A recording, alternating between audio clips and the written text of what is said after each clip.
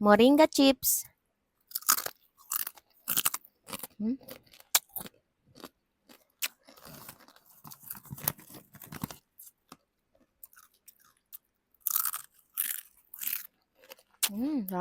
Ang dami ng naglalabasan na mga chips. Meron mga kangkong chips. Ayan, ampalaya chips. And meron na rin tayong moringa chips. So, tikman na natin.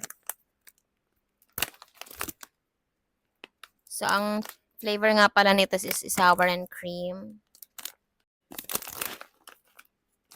Tikman natin kung anong lasa na. Ayan siya, guys. In fairness, ang dami niyang laman. Ito siya, guys.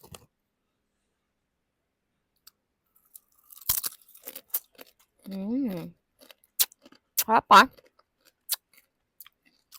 Harap.